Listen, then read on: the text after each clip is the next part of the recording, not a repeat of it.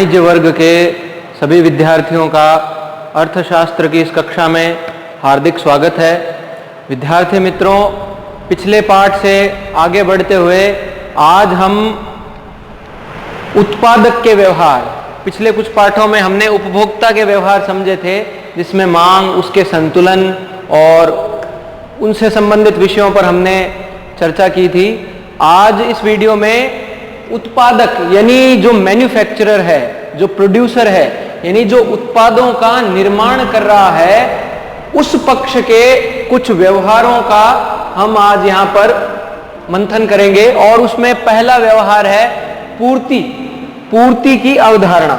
विद्यार्थी मित्रों, जहां भी जिस भी क्षेत्र में हम रहते हैं, हम ये देखते हैं कि वहां एक बहुत बड़ा बाजार होता है और बाजार में विपणन के माध्यम से हमारे घर में जो आवश्यक वस्तुएं होती है वह हमें उपलब्ध करवाई जाती हैं।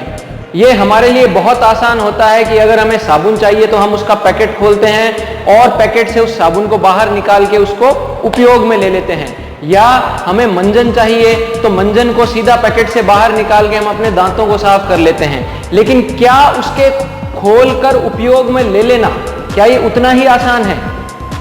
हमें यह विचार करना चाहिए कि जिस साबुन को, जिस दातुन को, जिस मंजन को या जिस घी को, जिस तेल को सुबह से शाम तक उपयोग में आने वाली हर एक वस्तु जिसे हम अपने घर में उपयोग करते हैं, उसका कहीं ना कहीं किसी न किसी रूप में निर्माण किया गया है, फिर उसकी सप्लाई की गई है, उसकी पूर्ति की गई है, उस पूर्ति के बाद बाजार में उसका विपणन किया गया है, विपणन के बाद कहीं वह वस्तु जाके हमारे घर में आई है और हम उस वस्तु का उपयोग कर पा रहे हैं। तो इस श्रृंखला की पहली जो कड़ी है वह है पूर्ति। और पूर्ति से संबंधित पूर्ति की जो अवधारणाएं हैं, पूर्ति के जो नियम हैं, पूर्ति की जो मान्यताएं हैं, उन पर आज इस पाठ के अंतर्गत हम मंथन करने वाले हैं, चर्चा करने वाले हैं।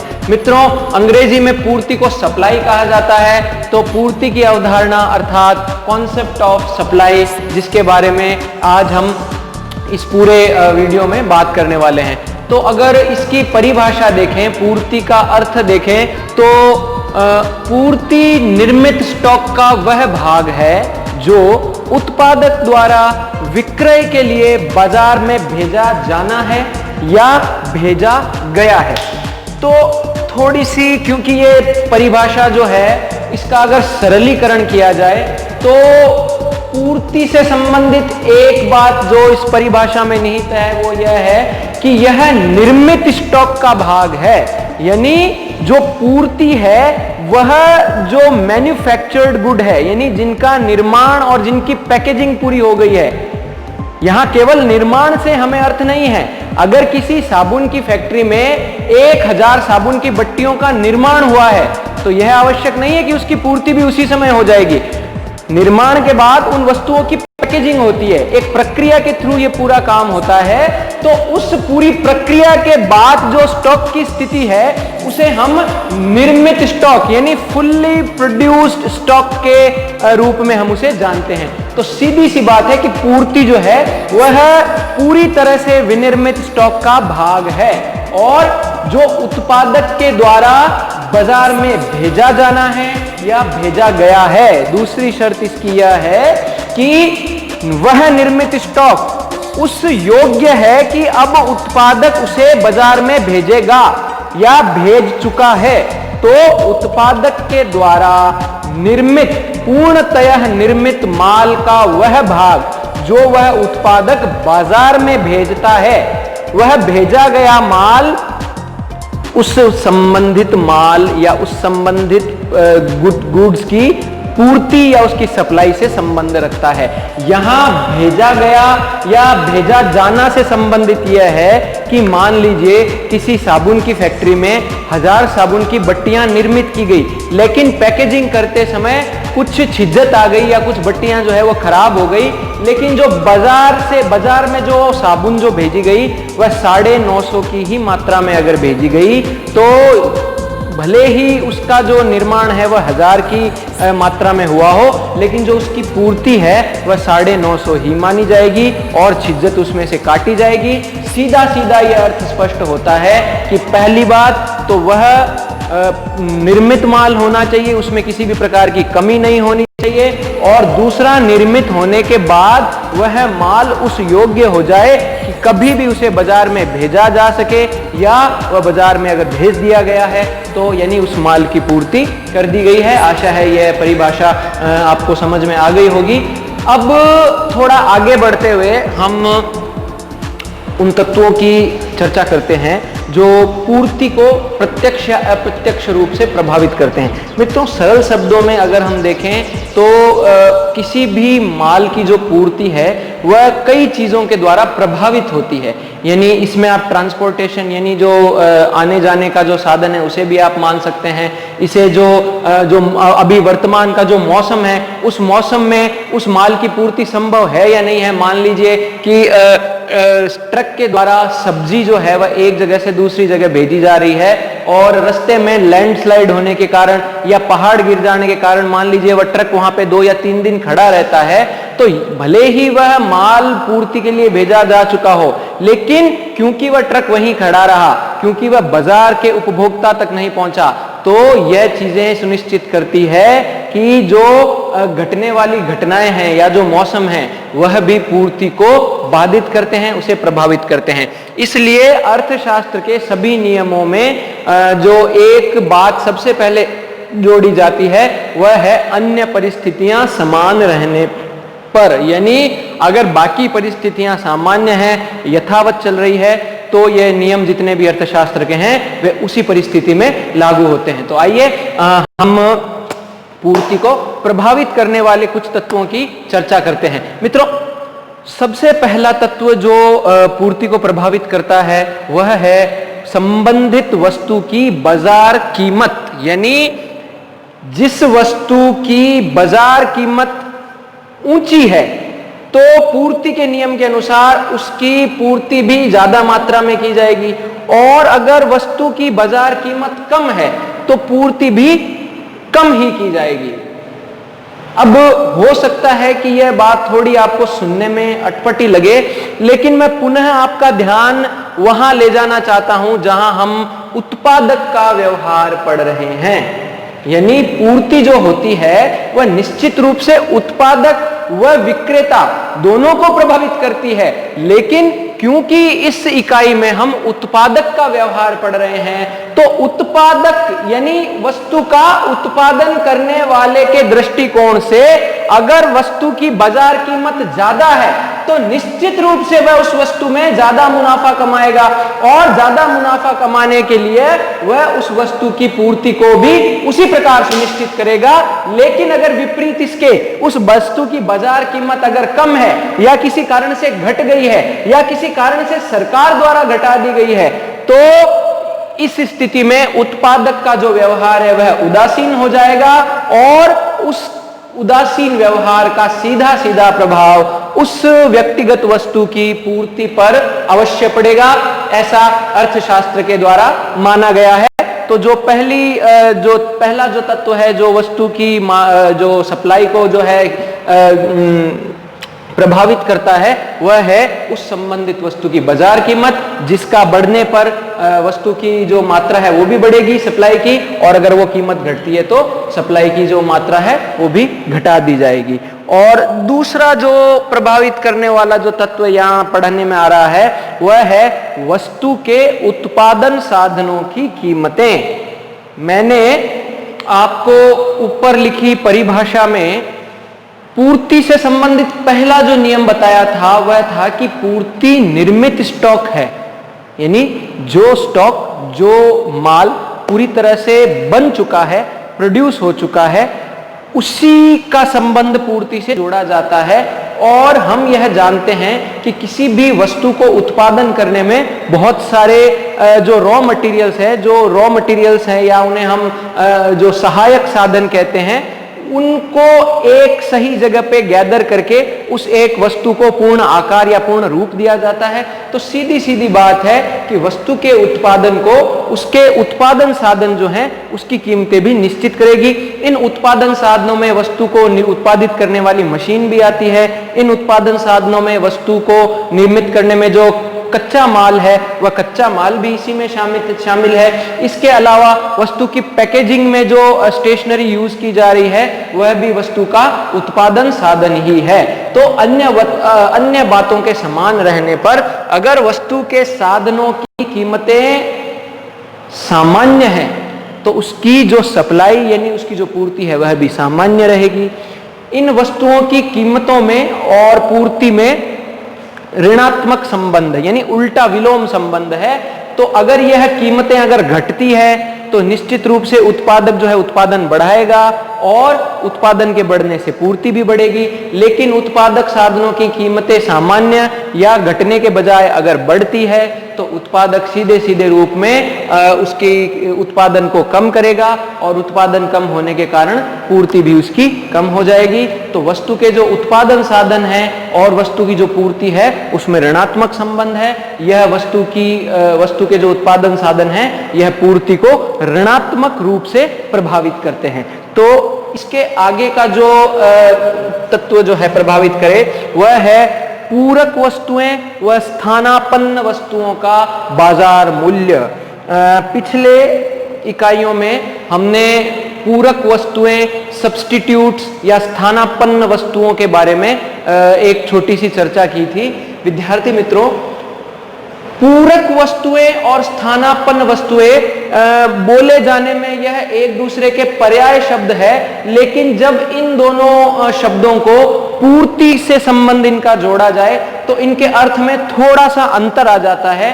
जहां पूरक वस्तुएं वे वस्तुएं होती है जो एक दूसरे पर निर्भर होती है या जिनका उपयोग एक दूसरे की उपयोगिता के बिना निराधार हो जाता है, उन्हें पूरक वस्तुएं कहा जाता है। जैसे कि अगर मेरे पास स्याही का पेन है और उसमें स्याही खत्म हो गई है तो बिना स्याही को बाजार से लिए हुए मैं उस स्याही के पेन को उपयोग नहीं कर पाऊंगा। एक दूसरे उदाहरण के रूप में अगर देखें तो मेरे पास अगर पेट्रोल से चलने वाला व्हीकल है और उस व्हीकल में, उस वाहन में अगर पेट्रोल खत्म हो गया है तो मैं उस वाहन को नहीं चला पाऊंगा। तो पेट्रोल का और वाहन का, पेन का और उस स्याही का जो संबंध है वह पूरक वस्तुओं का संबंध है, जो एक दूसरे पर जिनका उपयोग इतना ज्यादा निर्भर रहता है कि अगर एक की पूर्ति ना हो तो दूसरी की पूर्ति भी अगर हो भी गई हो तो उसका कोई उपयोग नहीं रह जाता, वह निष्प्रभावी हो जाती है। जहां की स्थानापन्न वस्तुएं जो होती है वह एक प्रकार से उन्हीं के समकक्ष वस्तुएं होती है। जैसे कि हम देखें कि अगर किसी के खून में हीमोग्लोबिन यानी किसी के शरीर में खून की कमी है तो जो चिकित्सक है वह उसे अनार खाने का सुझाव देगा। अगर अनार महंगा है तो वह उसे शलजम खाने का सुझाव देगा। अगर वह शलजम भी नहीं अफोर्ड कर सकता तो डॉक्टर जो है, जो चिकित्सक, उसे गाजर का रस पीने का जो है वह सुझाव देगा। तो इस तरह अनार जो कि एक महंगी वस्तु है, शलजम जो कि कंपैरेटिवली थोड़ी सस्ती वस्तु है और गाजर जो कि बहुत अत्यधिक सस्ती वस्तु है, यह तीनों एक दूसरे की स्थानापन्न वस्तुएं हैं। अर्थात एक के मूल्य में फर्क पड़ने से दूसरे की मांग व उसकी पूर्ति में निश्चित रूप से फर्क पड़ेगा। तो इस तरह जो पूरक या स्थानापन्न वस्तुएं हैं वह एक दूसरे की समान वस्तुओं व एक दूसरे पर निर्भर रहने वाली वस्तुओं की पूर्ति को प्रभावित करती है। अगर एक की कीमत कम है तो दूसरे की जो कीमत ज्यादा है उसकी पूर्ति पर उसका असर पड़ेगा, और अगर एक की बाजार में उपलब्धता नहीं है तो क्योंकि वह दूसरी वस्तु उस पर निर्भर है उसका भी कोई उपयोग नहीं रह जाएगा, अर्थात उसकी भी जो पूर्ति है वह निरर्थक हो जाएगी। तो पूरक वस्तुओं के संबंध में दोनों वस्तुओं की पूर्ति जो है वह एक दूसरे की पूर्ति को सकारात्मक रूप से प्रभावित करती है, जबकि स्थानापन्न वस्तुएं जो होती है इनकी पूर्ति जो है वह इनकी स्थानापन्न वस्तुओं की पूर्ति को एक हद तक नकारात्मक रूप से प्रभावित करती है, और यह नियम भी तब लागू होता है जब अन्य बातें सामान्य हो। मित्रों, चौथा जो तत्व है वह है तकनीकी और प्रौद्योगिकी परिवर्तन। तकनीक और प्रौद्योगिकी, ये सीधी सीधी दोनों जो शब्दावलियां हैं वह मशीनरी से जुड़ी हुई है, और यह मशीनरी किसी भी वस्तु को उसकी शुरुआती निर्माण अवस्था से पूर्ण निर्मित वस्तु तक पहुंचाने में बहुत ज्यादा इनका योगदान रहता है। तो तकनीक पर अगर हम चर्चा करें तो तकनीक वह लेआउट है या तकनीक वह अंदरूनी मैकेनिज्म है जो किसी भी मशीन को चलाने में काम आता है। जैसे हम देखते हैं कि जो 2010 के पहले की जो दो पहिया गाड़ियां थी उनमें स्विच दबाकर स्वतः स्टार्ट करने का जो फीचर है वह उनमें नहीं आता था। यानी आज की जो गाड़ियां हैं उन्हें स्टार्ट करने के लिए हम एक स्विच दबाते हैं और बिजली के माध्यम से वह गाड़ियां स्वतः ही चालित हो जाती है, चालू हो जाती है। लेकिन अगर हम उस जमाने को याद करें जब हमें किक मारकर यानी पैरों से धक्का देकर गाड़ी को स्टार्ट करना पड़ता था, तो उन दोनों काल में जो अंदरूनी तकनीक है यानी जो इंजीनियरिंग है, चाहे वह टू व्हीलर हो, चाहे वह मोटरसाइकिल हो, चाहे वह स्कूटर हो, दोनों में जो अंदर की जो इंजीनियरिंग है वह एक ही समान है। लेकिन जो तकनीकी परिवर्तन आया है वह आया है कि पहले जिस दुपहिया वाहन को हमें जोर देके चलाना पड़ता था वही दुपहिया वाहन आजकल बिजली के माध्यम से एक स्विच को दबाते ही स्वतः चलित हो जाता है। उसे हम एक स्थान से दूसरे स्थान पर ले जा सकते हैं। तो इस प्रकार आप समझ गए होंगे कि तकनीक का परिवर्तन किसे कहते हैं। दूसरा जो शब्द यहां आया है वह है प्रौद्योगिकी। तकनीक जो है वह किसी भी मशीन की मैकेनिज्म या उसकी प्रक्रिया में निहित होती है, लेकिन जो प्रौद्योगिकी है वह पूरा एक निर्माण, जिसे हम मशीनरी कहते हैं, यानी जो पूरा प्लांट है वह इस प्रौद्योगिकी के अंदर आता है। यानी प्रौद्योगिकी वह साधन है जिन साधनों से निर्माण को संभव किया जाता है। अगर 1950 से पहले की प्रौद्योगिकी हम देखें तो जो रेल के जो इंजन थे वह भाप से चलते थे, वह कोयले से चलते थे। लेकिन आजकल प्रौद्योगिकी में परिवर्तन होने के कारण वही इंजन डीजल से भी चलते हैं, और जहां बिजली की अच्छी पैदावार होती है हम देखते हैं कि इलेक्ट्रिक इंजन भी जो है वह अच्छी खासी मात्रा में लोको शेड्स में चलन में है।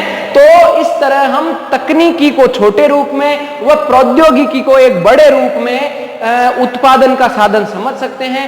और इन तकनीकों और प्रौद्योगिकी में अगर परिवर्तन आता है तो सीधा सीधा उसका प्रभाव उस संबंधित वस्तु या माल की पूर्ति पर पड़ता है। अर्थात अगर तकनीक में परिवर्तन के कारण उस वस्तु का निर्माण सस्ता और ज्यादा गुणवत्ता का होगा तो पूर्ति पर घनात्मक प्रभाव पड़ेगा, और प्रौद्योगिकी और तकनीकी में परिवर्तन के कारण अगर उस वस्तु की जो निर्माण प्रक्रिया है वह जटिल और महंगी हो जाती है तो सीधा सीधा पूर्ति पर ऋणात्मक यानी उल्टा प्रभाव पड़ेगा, पूर्ति जो है वो कम हो जाएगी। मित्रों, पांचवा जो बिंदु है जो पूर्ति को प्रभावित करता है वह है विशेष अवसर यानी त्योहार। एक उदाहरण के रूप में विशेष अवसर को हम त्योहार या जो शादियों की रुत होती है,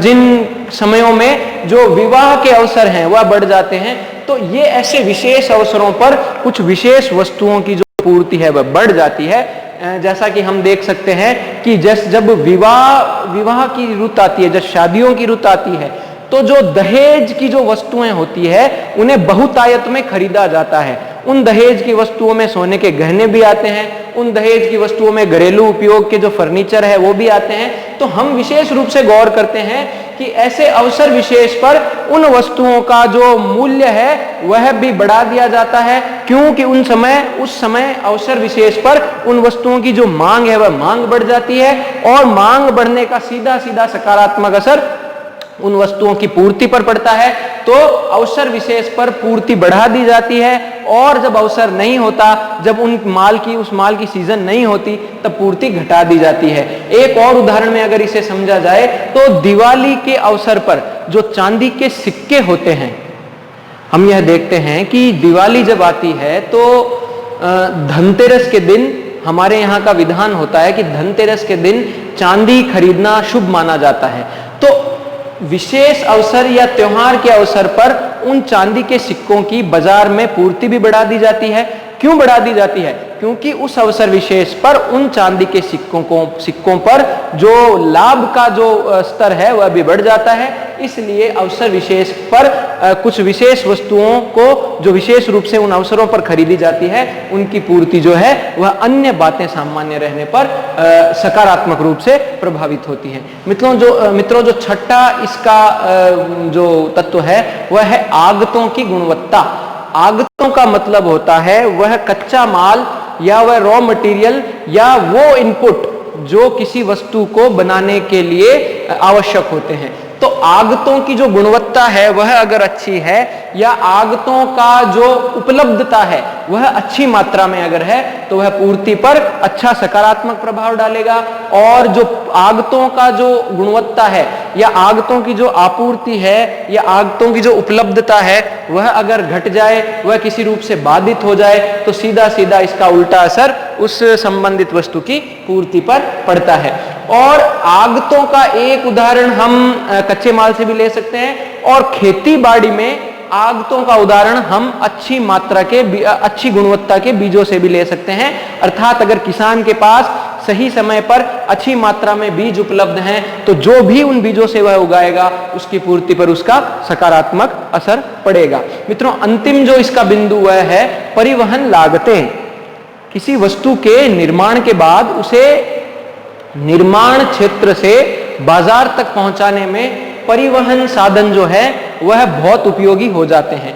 तो परिवहन लागतों में वे सब खर्चे आते हैं जो कि वस्तु को उसके निर्माण केंद्र से उसके बाजार तक पहुंचाने में खर्च की जाती है। इसमें जो लागतें हैं वह उत्पादक के द्वारा भी खर्च की जाती है, और जो रिटेलर है वह भी कुछ हद तक इन लागतों को वहन करता है।